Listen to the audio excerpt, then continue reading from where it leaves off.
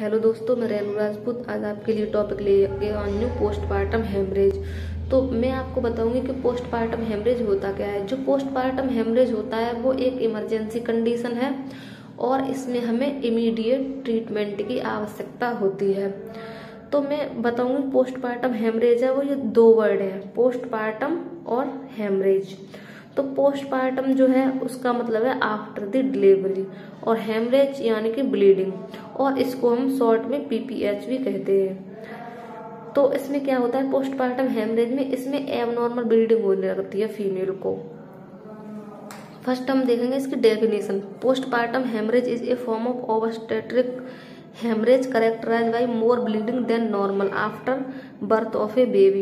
यानी इसमें क्या होता है, एबनॉर्मल ब्लीडिंग होने लगती है after the birth of baby, यानी कि जो फीमेल होती है जिसने बेबी को जन्म दिया है तो उसके बाद में उसे एबनॉर्मल ब्लीडिंग होने लगती है, उसे कहते हैं पीपीएच। इसके नेक्स्ट हम देखेंगे इसके टाइप्स, यानी कि इसके क्या क्या टाइप्स हैं। तो फर्स्ट है इसके मेनली इसके 3 टाइप्स हैं, primary postpartum haemorrhage, secondary postpartum haemorrhage, third stage postpartum haemorrhage. तो हम देखेंगे पहले primary postpartum haemorrhage. It is also known as true postpartum haemorrhage. इसको हम ट्रू पोस्टपार्टम हेमरेज के नाम से भी जानते हैं। इसमें क्या होता है, bleeding occur with in 24 hours following delivery, यानी कि ब्लीडिंग के 24 आवर्स के अंदर ही इसमें ब्लीडिंग होने लगती है, एबनॉर्मल ब्लीडिंग। तो उसे हम कहते हैं प्राइमरी पोस्टपार्टम हेमरेज। सेकंड है सेकेंडरी पोस्टपार्टम हेमरेज। इसमें क्या है, in this type bleeding occur after 24 hours of delivery up to 6 week of delivery. यानी इसमें क्या होता है, इसमें जो ब्लीडिंग अकर होती है वो 24 आवर्स के बाद में और up to 6 week of delivery, यानी कि 24 आवर्स से 6 वीक ऑफ डिलीवरी के बीच में जो ब्लीडिंग अकर होगी उसे कहते हैं हम सेकंड पोस्टपार्टम हेमरेज। नेक्स्ट है third stage postpartum haemorrhage. It is characterised by bleeding before expulsion of placenta. इसमें क्या होता है, इसमें जो ब्लीडिंग है वो कब अकर होती है, प्लेसेंटा के रिमूव होने से पहले, उसे कहते हैं पोस्टपार्टम हेमरेज। यानी कि जो प्लेसेंटा है ये एक टेम्पररी ऑर्गन है जो डेवलप होता है फीमेल में जब वो कंसीव करती है, यानी कि प्रेगनेंसी कंसीव करती है तब ये डेवलप होता है, इसलिए इसे टेम्पररी ऑर्गन कहते हैं। तो जब ये यूट्रस से सेपरेट होता है आफ्टर द बेबी डिलीवर, यानी कि बेबी के डिलीवर होने के बाद में जब ये सेपरेट होता है तो उस टाइम पे जो उससे पहले जो ब्लीडिंग अकर होती है, प्लेसेंटा के सेपरेट होने से पहले जो ब्लीडिंग अकर होती है उसे कहते हैं हम third stage postpartum haemorrhage. Next हम देखेंगे इसकी इटियोलॉजी, यानी कि इसको ये किस किस वजह से हो सकता है। फर्स्ट है atonic uterus. Atonic uterus is most common cause of PPH, यानी कि जो एटोनिक यूट्रस है वो ये मोस्ट कॉमन कॉज है पीपीएच कॉज करने का। There are many factor that affect retraction of uterus. First मैं बताऊंगी यूट्रस, एटोनिक यूट्रस क्या होता है। एटोनिक यूट्रस यानी कि जो यूट्रस है वो अपनी जो यूट्रस की मसल्स हैं वो लूज हो जाती हैं, तो इस वजह से जो यूट्रस है वो एबनॉर्मल ब्लीडिंग होने लगती है। ये एक मेन कॉज है पीपीएच का। नेक्स्ट है यूट्रन मालफॉर्मेशन, यानी कि जो यूट्रन है वो प्रॉपरली बनी ना हुई हो, मॉल फॉर्म हो, तो इस वजह से हो सकता है। नेक्स्ट है trauma to the reproductive tract. जो रिप्रोडक्टिव ट्रैक्ट है उसमें ट्रॉमा हो जाए, एपिजियोटमी करते टाइम पे या फिर पहले कोई ट्रॉमा हुआ हो तो उस वजह से भी ये पीपीएच हो सकता है। सेकंड है यूट्रन फाइब्रॉइड। यूट्रन फाइब्रॉइड यानी कि जो फाइब्रॉइड क्या होता है, फाइब्रॉइड होता है abnormal growth of cells in uterus, यानी कि यूट्रस में एबनॉर्मल ग्रोथ होने लगती है, उसे कहते हैं यूट्रन फाइब्रॉइड। नेक्स्ट है प्रोलॉन्ग्ड लेबर, यानी कि प्रोलॉन्ग लेबर यानी कि जो लेबर है वो मतलब नॉर्मल ड्यूरेशन से ज्यादा टाइम ले रहा है तो उस वजह से ये कॉज हो सकता है। नेक्स्ट है प्लेसेंटल एबनॉर्मलिटी सच एज एक्रीटा परकीटा। तो प्लेसेंटल एबनॉर्मलिटी में 3 टाइप की होती है, प्लेसेंटा एक्रीटा, प्लेसेंटा परकीटा और एक और होता है प्लेसेंटा इनक्रीटा।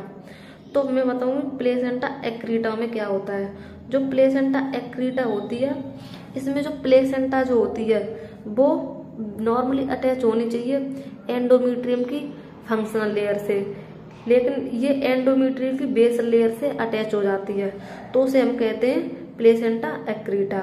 नेक्स्ट है प्लेसेंटा परगीटा। तो परगीटा में क्या होता है, जो प्लेसेंटा है वो पेरिटोनियल कैविटी से अटैच हो जाती है या फिर उसके पास के और भी ऑर्गन होते हैं उनसे अटैच हो जाती है, जैसे कि ब्लैडर हो गया और पेरिटोनियम कैविटी से अटैच हो जाती है। नेक्स्ट है प्लेसेंटा इनक्रीटा। इनक्रीटा में क्या होता है, जो प्लेसेंटा है वो मायोमेट्रियम लेयर होती है यूट्रस की, उससे अटैच हो जाती है, तो इस वजह से पीपीएच होने के चांस रहते हैं। नेक्स्ट है retained bits of placenta blood clots, यानी कि जो प्लेसेंटा है उसके कोई से भी बाइट्स या फिर ब्लड क्लॉट्स रह गए हों यूट्रस में, यानी कि जो प्लेसेंटा है वो पूरी तरह से रिमूव नहीं हुई हो यूट्रस से, तो इस वजह से पीपीएच हो सकता है। नेक्स्ट है ब्लड कोआगुलेशन डिसऑर्डर, यानी कि ब्लड कोआगुलेशन डिसऑर्डर यानी कि उसमें ब्लड जो है वो क्लॉट नहीं हो रहा है, तो इस वजह से ये हो जाएगा। नेक्स्ट है एनीमिया। एनीमिया में ये हो सकता है। और नेक्स्ट है ग्रैंड मल्टीपैराइटी, यानी कि जो फीमेल है जिसने बहुत सारे चिल्ड्रन को बर्थ दिया है, तो इस वजह से ये कॉज हो सकता है, क्योंकि जो फीमेल है वो बहुत सारे चिल्ड्रन को बर्थ दे चुकी है, तो उसके जो यूट्रस हैं उस यूट्रस मसल्स हैं वो लूज हो जाएंगी, तो इस वजह से ये कॉज कर सकता है। नेक्स्ट है रिस्क फैक्टर, यानी कि इसके क्या क्या रिस्क फैक्टर हैं। Hypertensive disorder in pregnancy, pregnancy में हाइपरटेंसिव डिसऑर्डर हो तो ये कॉज कर सकता है। नेक्स्ट है प्लेसेंटा प्रीविया। प्लेसेंटा प्रीविया यानी कि जो प्लेसेंटा है वो एबनॉर्मली अटैच हुई हो, यानी कि जो प्लेसेंटा नॉर्मली यूट्रस के अपर सेगमेंट में अटैच होनी चाहिए, लेकिन जो प्लेसेंटा है वो लोअर सेगमेंट में अटैच हो जाए, उसे हम कहते हैं प्लेसेंटा प्रीविया।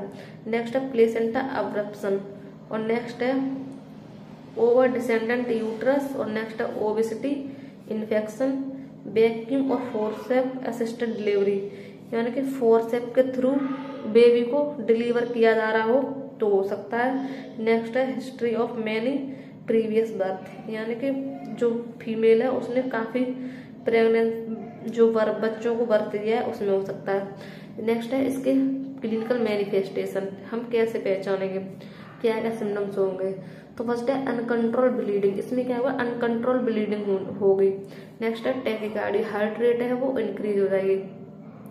नेक्स्ट है डिक्रीज ब्लड प्रेशर, जो ब्लड प्रेशर है वो डिक्रीज हो जाएगा। नेक्स्ट है pain and swelling in vagina और peripheral area in case of haematoma, जो वेजाना और पेरिनियल एरिया है उसमें पेन होगा, स्वेलिंग आ जाएगी। नेक्स्ट है alter level of consciousness. Next है फेलर। नेक्स्ट हम देखेंगे डायग्नोस्टिक इवेलुएशन, हिस्ट्री कलेक्शन करेंगे, फिजिकल एग्जामिनेशन करेंगे और सीबीसी करेंगे, यानी कंप्लीट ब्लड काउंट। नेक्स्ट है कोआगुलेशन स्टडी करेंगे। फिर हम देखेंगे इसका मैनेजमेंट, तो इसका इमरजेंसी मैनेजमेंट है, यानी कि place the patient in flat and warm condition, patient को फ्लैट लेटाएंगे और वार्म कंडीशन में लेटाएंगे। इंसर्ट 2 IV कैनुला इंसर्ट करेंगे।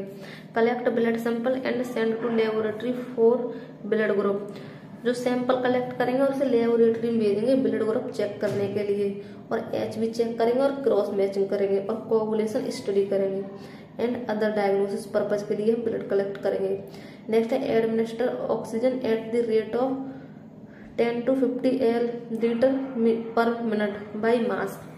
नेक्स्ट है स्टार्ट ऑक्सीटोसिन, जो ऑक्सीटोसिन इंजेक्शन है उसको हम NS में स्टार्ट कर देंगे। नेक्स्ट है ब्लड ट्रांसफ्यूजन इमीडिएटली, क्योंकि जो फीमेल है उसका ब्लड लार्ज अमाउंट में फ्लो हो रहा है, तो उस वजह से हम ब्लड ट्रांसफ्यूजन करेंगे। नेक्स्ट है monitor pulse, respiration, blood pressure and central venous pressure, हम फीमेल का पल्स रेट चेक करेंगे, रेस्पिरेशन और ब्लड प्रेशर।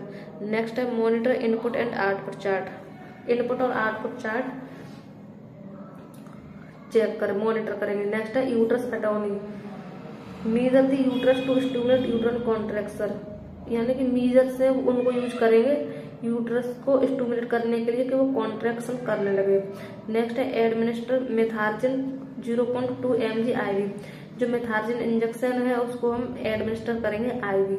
नेक्स्ट है initiate oxytocin drip at the rate of 40 to 60 drop पर मिनट, यानी कि ऑक्सीटोसिन ड्रिप को स्टार्ट करेंगे, यानी कि 1 मिनट में 40 से 60 ड्रॉप एडमिनिस्टर होनी चाहिए। नेक्स्ट है explore the uterus under general anaesthesia, यानी कि यूट्रस में जनरल एनेस्थेसिया प्रोवाइड करवाएंगे। नेक्स्ट है tight uterine packing to treat uncontrolled bleeding, यानी कि यूट्रस को पैक कर देंगे हम गॉज पीस से पीपीएच को कंट्रोल करने के लिए। नेक्स्ट है remove placental pieces that remain in uterus, और हम रिमूव करेंगे प्लेसेंटल पीसेस को जो यूट्रस में रह गए हैं।